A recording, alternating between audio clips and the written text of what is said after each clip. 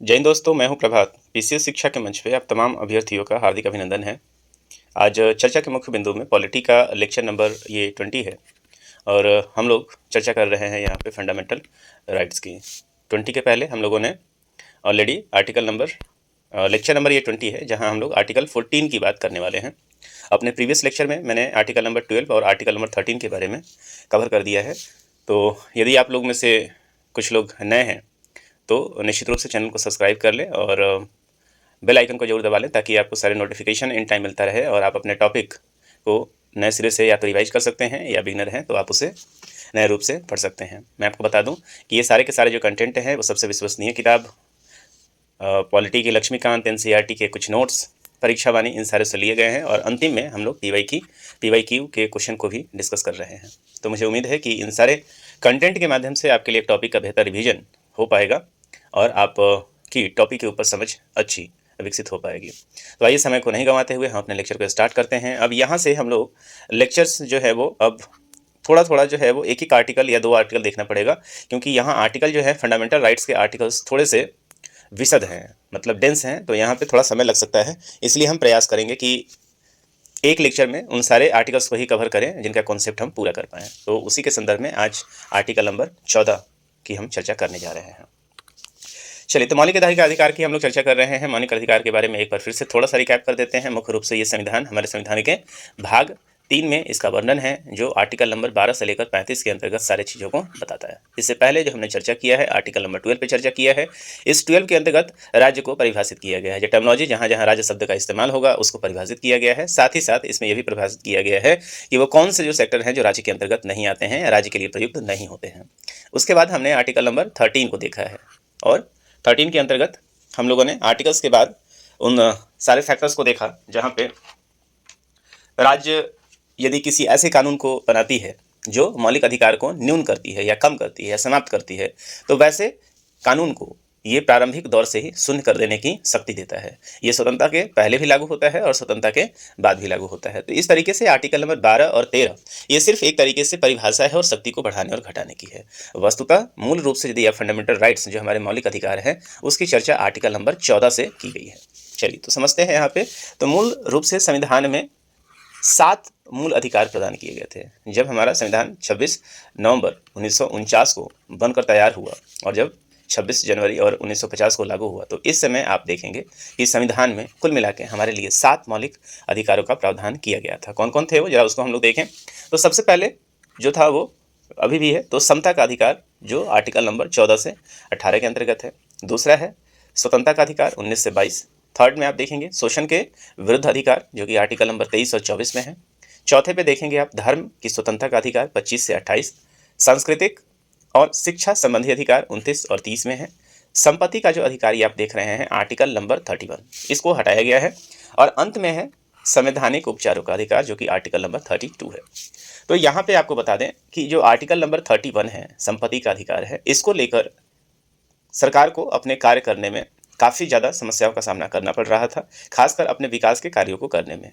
क्योंकि विकास के कार्यों को करने के लिए हमेशा ही लैंड की ज़रूरत होती थी और लैंड के ऊपर, लैंड चूँकि फंडामेंटल राइट्स के अंदर था, जिसके लिए सभी व्यक्तिगत रूप से फंडामेंटल राइट के आर्टिकल नंबर 32 और साथ ही साथ हाई कोर्ट के लिए आर्टिकल नंबर 226 के अंतर्गत सभी लोग सुप्रीम कोर्ट और हाई कोर्ट डायरेक्ट अप्रोच कर रहे थे, जिसके कारण अंततः सरकार को ये डिसीजन लेना पड़ा, संशोधन लाना पड़ा। और संशोधन जो कि 44वां संविधान संशोधन लाया गया 1978 में, और इसके माध्यम से इसे मूल अधिकार की श्रेणी से हटा दिया गया और इसे संविधान के भाग 12 के अनुच्छेद 300 क के अंतर्गत इसे कानूनी अधिकार बना दिया गया। इस बात को आप याद रखेंगे। और इसके हिसाब से पहले 7 थे, एक को निकाल दिया गया। अब हमारे पास जो मौलिक अधिकार कितने बचे रह गए हैं, 6 बचे रह गए हैं। तो जो 6 नंबर वाला था इसको यहाँ से अलग कर दिया गया और आर्टिकल नंबर 300 क के अंतर्गत डाला हुआ है।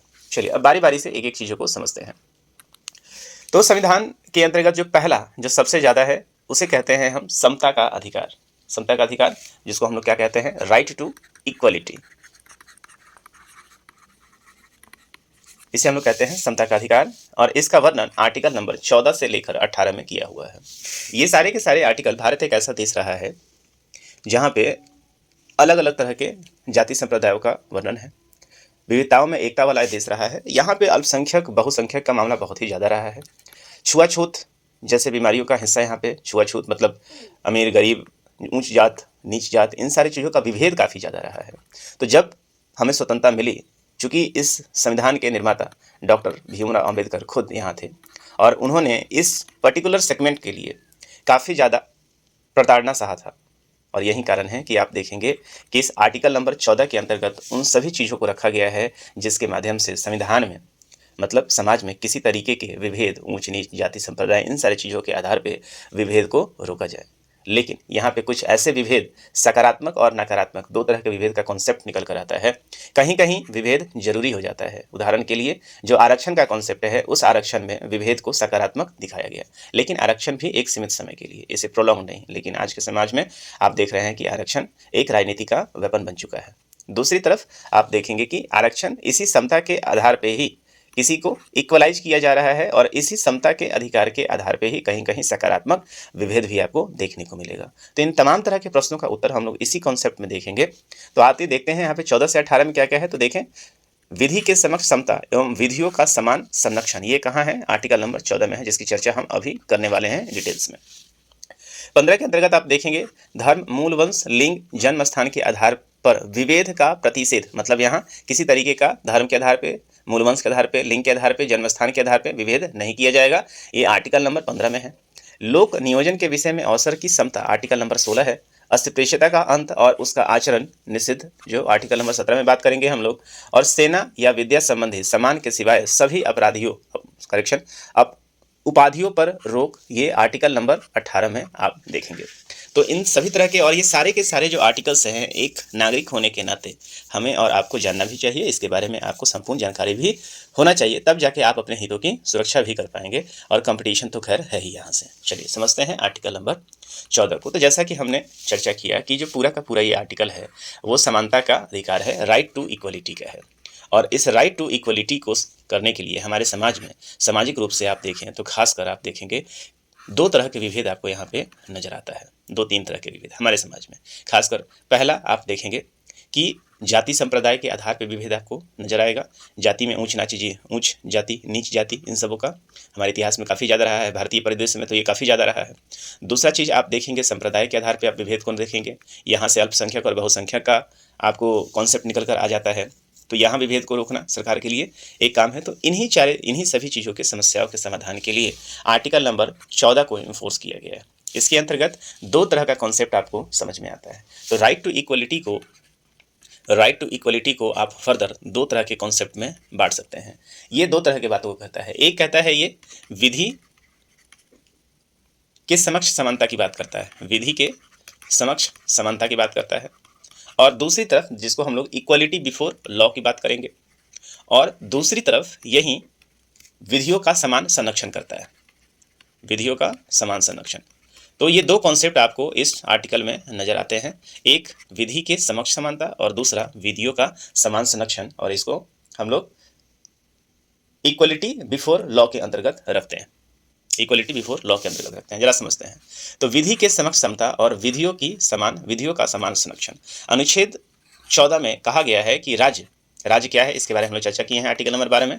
राज्य भारत के राज्य क्षेत्र में किसी व्यक्ति को विधि के समक्ष समता से या विधियों के समान संरक्षण से वंचित नहीं करेगा। देखिए जरा समझिए, पहली चीज तो ये देखिए, विधि के समक्ष समता के अंतर्गत ये दो कॉन्सेप्ट निकल कर आता है। विधि के समक्ष समानता ये कहाँ से प्रेरित है, इसको याद रखिए, क्वेश्चन यहाँ से बहुत पूछा जाता है। तो ये ब्रिटेन के संविधान से प्रेरित है, विधि के समक्ष समानता। दूसरा है विधियों का समान संरक्षण, ये कॉन्सेप्ट यूएसए से लिया गया है। ठीक है, तो इस चीज़ को याद रखेंगे, ये हमेशा क्वेश्चन पूछता है। तो आर्टिकल नंबर 14 ये कह रहा है कि राज्य भारत के राज्य क्षेत्र में किसी व्यक्ति को विधि के समक्ष समता से या विधियों के समान संरक्षण से वंचित नहीं करेगा। कौन नहीं करेगा? तो राज्य नहीं करेगा। और राज्य के अंतर्गत क्या हो जाएगा? वो सारे ऑर्गेनाइजेशन आ जाएंगे जो आर्टिकल नंबर 12 में परिभाषित किए हुए हैं। प्रत्येक व्यक्ति चाहे वह नागरिक हो या विदेशी, सब पर यह अधिकार लागू होगा। तो नंबर 1 जो आर्टिकल नंबर 14 है किसके लिए है? नागरिक के लिए भी है, नागरिक मतलब हमारे देश का जो नागरिक है वो भी, और विदेशी जो है उसके लिए भी। इसके अतिरिक्त व्यक्ति शब्द में विधिक व्यक्ति अर्थात संवैधानिक निगम, कंपनियां, पंजीकृत समितियां या किसी भी अन्य तरह की विधिक व्यक्ति शामिल हैं। तो कौन कौन शामिल हैं इसके अंतर्गत, इस बात को हम लोगों ने देख लिया। आगे समझते हैं। तो विधि के समक्ष समता का जो विचार है मुख्य रूप से ब्रिटिश मूल का है, अभी हमने चर्चा किया, जबकि विधियों के समान संरक्षण को अमेरिका के संविधान से लिया गया है। तो जो पहला संदर्भ जो कि हम लोग विधि के समक्ष समता की बात कर रहे हैं उसके अंतर्गत क्या क्या आएगा, तो किसी व्यक्ति के पक्ष में विशिष्ट विशेषाधिकारों की अनुपस्थिति, मतलब कोई विशिष्ट विशेषाधिकार की अनुपस्थिति के बारे में बात करेगा। दूसरा, साधारण विधि या साधारण विधि न्यायालय के तहत सभी व्यक्तियों के लिए समान व्यवहार, मतलब जो न्यायालय है वो सभी व्यक्तियों के लिए क्या करेगा, समान व्यवहार करेगा। कोई व्यक्ति अमीर गरीब, ऊंचा नीचा, अधिकारी गैर अधिकारी विधि से ऊपर नहीं है। तो यहाँ कानून से ऊपर कोई नहीं है, इस बात को हम लोग ध्यान रखेंगे। ऐसा नहीं है कि अमीरों के लिए अलग कानून होगा और गरीबों के लिए अलग कानून होगा।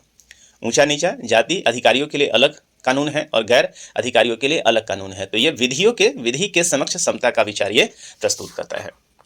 चलिए आगे देखते हैं।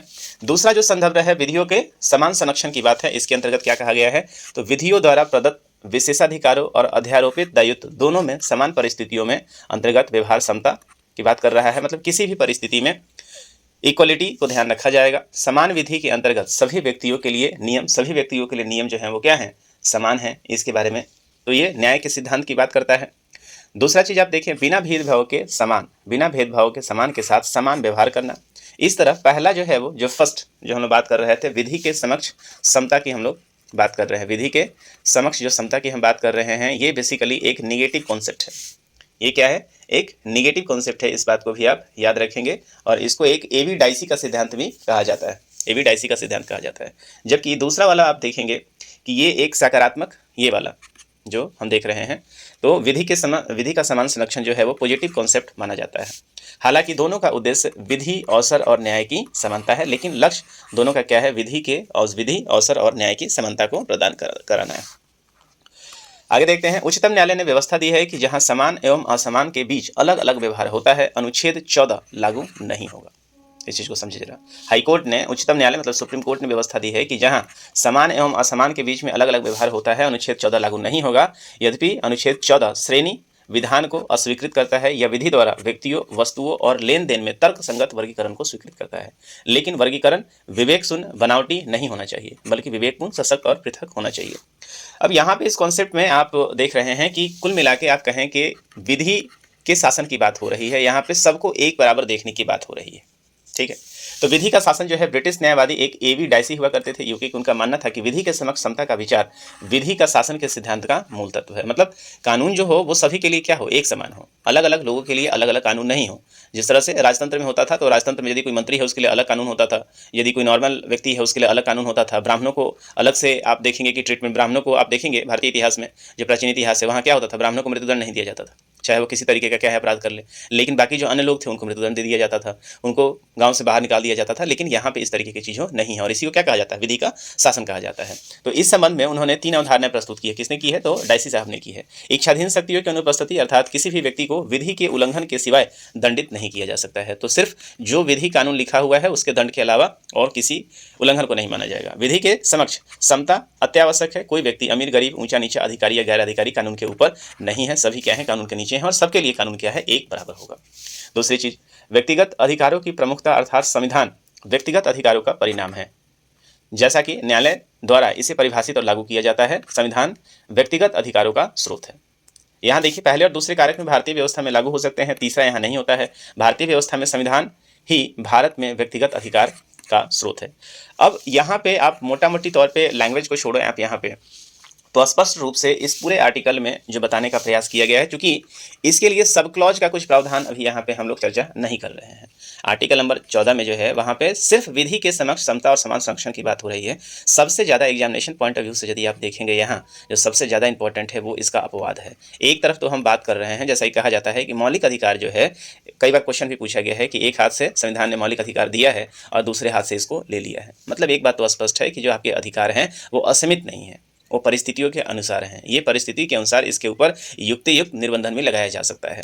तो सर्वोच्च न्यायालय का मानना है कि अनुच्छेद 14 के अंतर्गत उल्लिखित विधि का शासन ही संविधान का मूलभूत तत्व है, इसलिए किसी भी तरह यहाँ तक कि संशोधन के द्वारा भी समाप्त नहीं किया जा सकता है। तो मतलब आप कोई भी कॉन्स्टिट्यूशन में बदलाव करेंगे, आप इसके ऊपर आप बदलाव नहीं कर पाएंगे। ये अब सबसे ज़्यादा इंपॉर्टेंट है इस आर्टिकल नंबर 14 के लिए अपवाद को पढ़ना, क्योंकि इसके सबसे ज़्यादा जो प्रश्न पूछे जाते हैं उसके एक्सेप्शन से पूछे जाते हैं, अपवाद से पूछे जाते हैं। एक तरफ हमने अभी चर्चा किया कि कानून सबको एक बराबर देखता है। जो दंड एक अधिकारी को आज के समाज में मिलना है, जो दंड एक मंत्री को मिलना है, वही दंड एक आज के डेट में आम जनता को भी मिलता है।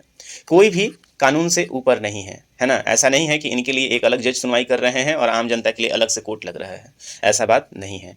तो इसके लिए क्या है, जो अपवाद है जरा उसको देखें। विधि के समक्ष समता का नियम पूर्ण नहीं है।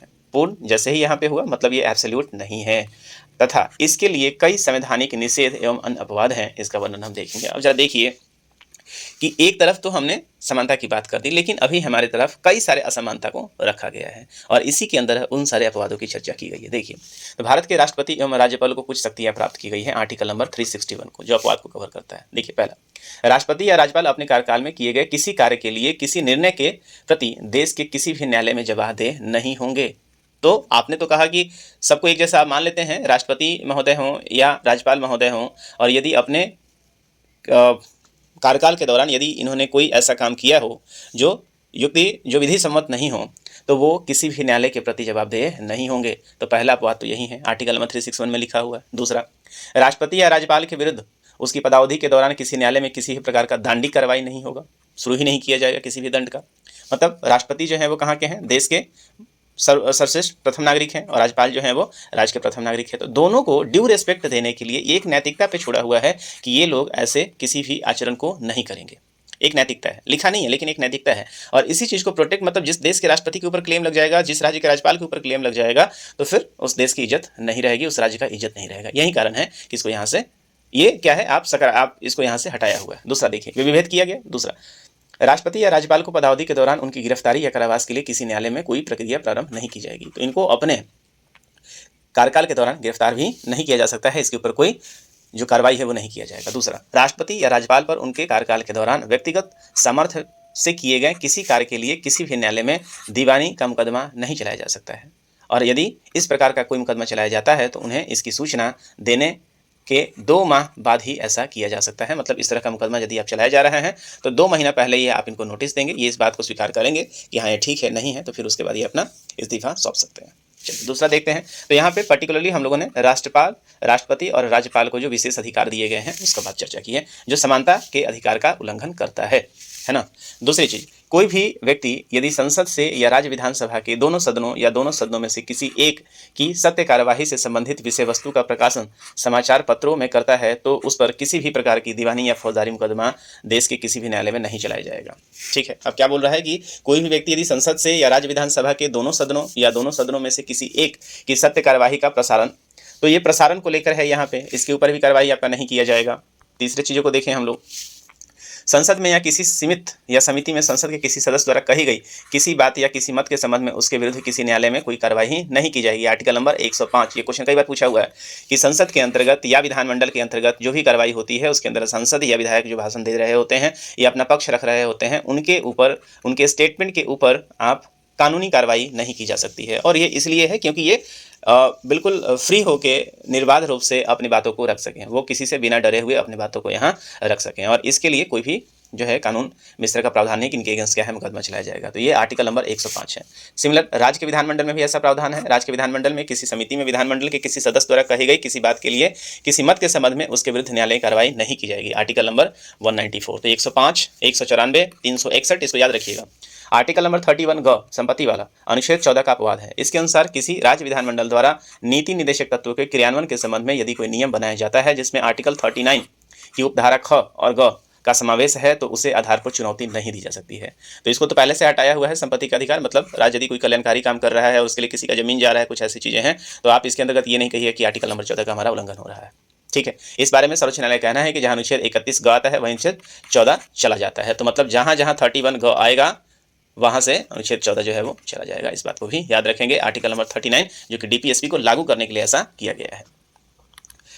अगला देखें, विदेशी संप्रभु शासक, राजदूत और कूटनीतिक व्यक्ति दीवानी और फौजदारी मुकदमे से मुक्त रहेंगे। अब इसको देखिए जरा, यदि कोई विदेशी हमारे पास जैसे इन्वेस्टर आते हैं, जैसे राजदूत कोई भी कहीं के आ रहे हैं, विदेशी कोई आ रहे हैं, शासक आ रहे हैं, उनके द्वारा यदि किसी तरह का कोई इस तरह का कानूनी अपराध किया जाता है तो उनके ऊपर इस तरह का समान मुकदमा नहीं चलाया जा सकता है। उनके ऊपर कोई दीवानी फौजदारी मुकदमा करके आप उनको जेल नहीं भेजेंगे। आप उनको अपने देश से बाहर जाने का, कई बार आपने केस देखा है इन्वेस्टर को लेकर, उनके ऊपर क्या है, भारत में देखा है, और ऐसा देश सिर्फ हमारे यहाँ नहीं है, ये बाकी के और भी देशों में है।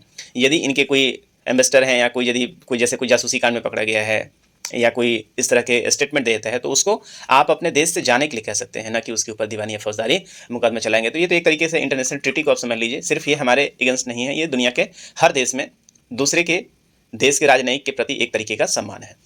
संयुक्त राष्ट्र संघ एवं इसकी एजेंसियों को भी कूटनीतिक मुक्ति प्राप्त है, तो यूएनए के किसी भी मेंबर्स के लिए इस तरह का कोई कार्रवाई नहीं किया जाएगा। तो ये सब आप देखें कि युक्त जो है प्रतिबंध जो किस तरीके से लगाए हुए हैं कि तमाम तरह का होने के बावजूद आप देखेंगे किसी भी चीज़ों के लिए लगातार। तो यहाँ पे ध्यान देने वाली बात कौन है, जो प्रतिबंध है आर्टिकल नंबर 361 आप देखेंगे, 105 देखेंगे, उसके बाद 194 देखेंगे। इन आर्टिकल्स को जरूर याद रखिएगा। आर्टिकल नंबर 39B को याद रखिएगा। इसको लागू करने के लिए यहाँ पे समानता के अधिकार का उल्लंघन किया जाता है। तो ये आर्टिकल नंबर 14 था, जहाँ एक तरफ दो तरह की चीज़ें बताई गई। पहला, एक तरफ तो आपको समानता का अधिकार दिया जाता है, लेकिन यहाँ पे कुछ विशिष्ट बातें भी हैं। विशिष्ट कुछ पक्ष हैं, जैसे राष्ट्रपति राज्यपाल का इज्जत करने के लिए, उनका संभाव करने के लिए कुछ जगह उनको प्रबंध दिया गया है। इन्वेस्टर जो कि विदेश से लोग आने वाले हैं, उनको कुछ इज्जत ये सारे देने के लिए, उनका सम्मान करने के लिए ऐसी चीज़ों से मुक्त रखा गया है। यूएनए को इन सारी चीज़ों से मुक्त रखा गया है। इस चीज़ को आप याद रखेंगे। तो article number 14 examination point of view से काफ़ी ज़्यादा है। चलिए अब आइए देखते हैं पीवाईक्यू सेक्शंस को देख लेते हैं। तो आर्टिकल नंबर 14 से किस तरह के प्रश्न पूछे गए हैं अभी तक, जरा इसको हम लोग देख लेते हैं। तो इसको आप देखें कि पहला क्वेश्चन है, भारतीय संविधान में समता का अधिकार 5 अनुच्छेदों द्वारा प्रदान किया जाता है। तो मैंने आपको बताया कि मौलिक फंडामेंटल राइट में आर्टिकल नंबर 14 से जो 18 है, ये क्या है, समता का अधिकार है। तो ऑप्शन नंबर सी जो है आपका बिल्कुल ही सही उत्तर यहाँ पे हो जाएगा। इस चीज़ को याद रखेंगे। और इस तरह क्वेश्चंस लगातार पूछे गए हैं, और ये कई बार क्वेश्चंस पूछा गया है। ये आईएएस प्री 2002 में पूछा गया है, यूपी लोअर पीसीएस में है, अपर पीसीएस में है। तो आप देखेंगे इस तरह के प्रश्न पूछे जाते रहे हैं। आगे देखते हैं, समानता का अधिकार संविधान के निम्न अनुच्छेदों में से किसके अंतर्गत है। 13 नहीं, यहाँ पे आर्टिकल नंबर 14 है, 15 है, 16 है। क्यों? क्योंकि 14 से लेकर 18 के बीच में आपके लिए समानता का अधिकार दिया गया है। तो आर्टिकल नंबर जो हमारा ऑप्शन नंबर 2, 3, 4 जो है वो हमारे लिए सही होगा। यूपी पीसीएस 2009 का ये प्रश्न है। भारतीय संविधान के निम्नलिखित अनुच्छेदों में से कौन विधायन सत्ता पर पूर्ण नियंत्रण लगाता है। संविधान निम्नलिखित अनुच्छेदों में से कौन विधायन सत्ता पर पूर्ण प्रतिबंध लगाता है। ये क्वेश्चन भी आप देखेंगे। तो यहाँ पे देखिए 15, 16, 17, तो 14 नंबर जो आर्टिकल नंबर 14 है, जहाँ पे समता का अधिकार का जिक्र किया गया है, ये संविधान के विधायन सत्ता पर पूर्ण नियंत्रण लगाने की बात कहता है, और किसी व्यक्ति को विधि के समक्ष समता से या विधियों के समान संरक्षण से वंचित नहीं किया जाएगा, इस बात को बता रहा है। प्रत्येक व्यक्ति चाहे वह नागरिक हो या विदेशी, सब पर यह अधिकार लागू होगा। तो ये भी याद रखिएगा कि जो आर्टिकल नंबर 14 है, नागरिक और विदेशी ये दोनों के लिए है। क्वेश्चन पूछता है कौन सा आर्टिकल जो है वो दोनों के लिए है। अगला देखिए, निम्नलिखित में से भारत के संविधान में कौन सा अनुच्छेद कानून के समक्ष समानता की बात करता है। कई बार ये क्वेश्चन पूछा गया, कानून के समक्ष समानता की बात करता है। तो अभी हम लोगों ने चर्चा किया कि आर्टिकल नंबर 14 जो है वो कानून के समक्ष समानता के साथ साथ विधि के संरक्षण की भी बात करता है। संविधान के किस अनुच्छेद में कानून का समान संरक्षण है। तो दोनों ही कॉन्सेप्ट आपको आर्टिकल नंबर 14 में देखने को मिल जाएगा, इसलिए इसका ऑप्शन नंबर सी जो है बिल्कुल करेक्ट आंसर हो जाएगा। आगे देखते हैं, कानून को लागू करने के मामले में कोई विधान जो किसी कार्यपालक अथवा प्रशासनिक अधिकारी को अनिर्देशित एवं अनियंत्रित विवेकाधिकार देता है, भारत के संविधान के निम्नलिखित अनुच्छेदों में से किसका उल्लंघन करता है। तो जब इस तरह का कोई कर रहा होता है तो किसका उल्लंघन कर रहा होता है, तो हमेशा ही वो विधि के समान संरक्षण, विधि के समान समानता, मतलब आर्टिकल नंबर 14 का जो है वो उल्लंघन कर रहा होता है। इसमें कहीं भी कोई डाउट नहीं है, इस बात को आप याद रखेंगे। आगे देखते हैं, विधि का नियम या कानून का अधिराज्य का मतलब क्या है। यह हाल फिलहाल में ही 66वें बीपीएससी 2020 के अंतर्गत ये प्रश्न पूछा गया था। विधि का नियम या कानून का अधिराज्य का मतलब क्या है। तो सभी के लिए एक कानून और सभी के लिए एक न्यायतंत्र। सभी के लिए एक कानून, एक राज्य, सभी के लिए एक राज्य और सभी के लिए एक न्यायतंत्र, सभी के लिए एक के लिए सभी कानून और सभी के लिए एक न्यायतंत्र, उनमें से कोई भी नहीं। तो आप देखें ऑप्शन नंबर, आप पहले को देखिएगा, सभी के लिए एक कानून और सभी के लिए एक न्यायतंत्र, मतलब हमारे लिए राइट टू इक्वलिटी की ये बात कर रहा है। तो ऑप्शन नंबर ए जो है वो हमारे लिए बिल्कुल सही हो जाएगा। तो इस तरह से हम लोगों ने देखा कि आर्टिकल नंबर 14 के अंतर्गत क्या क्या चीज़ें दी हुई हैं, कहाँ पे इसके लिए समानता की बात की रही है, किस किस उस क्षेत्र में इसका उल्लंघन होता है, इसको आपने देखा। आर्टिकल नंबर 14 सबसे इंपॉर्टेंट ये है कि किसके लिए है, ये नागरिकों के लिए भी है और विदेशियों के लिए भी समान रूप से लागू है। विधि के समक्ष समता और विधि का समान संरक्षण, इसके दो मुख्य कॉन्सेप्ट है डायसी साहब से, और ये यूके और यूएसए से ये प्रेरित है। इस चीज़ को आप याद रखेंगे। राष्ट्रपति, राज्यपाल, राजनयिक जो विदेश से हैं, यूएनओ, इन सबों को इस मामले में कुछ हद तक अपवाद के अंतर्गत रखा गया है। तो ये हमारा आज का सेशन रहा। इसके अंतर्गत हम लोगों ने आर्टिकल 14 को कंप्लीट रूप से समाप्त कर दिया है। इसके पीवाईक्यू को भी हमने देख लिया है। तो ये कंप्लीट रूप से आपका जो है ये टॉपिक समाप्त होता है। अगले टॉपिक में हम लोग आर्टिकल नंबर 15 की चर्चा करेंगे, जो कि काफ़ी इंपॉर्टेंट है। प्रश्न यहाँ से काफ़ी देखने को मिलते हैं। तो मुझे उम्मीद है कि आप इस वीडियो के माध्यम से अपने इस पॉलिटी में समझ को विकसित कर रहे होंगे। और पढ़ाने के बाद मेरा एक अनुरोध है कि आप किसी न किसी एक फिजिकल किताब को जरूर रेफर करें। चाहे आप लक्ष्मीकांत को फॉलो करें, चाहे आप परीक्षा वाणी को फॉलो करें, चाहे आप एनसीईआरटी नोट्स को फॉलो करें, लेकिन एक न एक बार आप जरूर पढ़ें ताकि और भी समझ आपकी विकसित हो सके। तो आज के लिए इतना ही। मिलेंगे हम आपसे अगले वीडियो में आर्टिकल नंबर 15 के साथ। तब तक आप अपने तैयारी को आगे बढ़ाते रहिए और इसी के साथ हम आपसे विदा लेते हैं। मिलेंगे अगले वीडियो में। धन्यवाद। जय हिंद।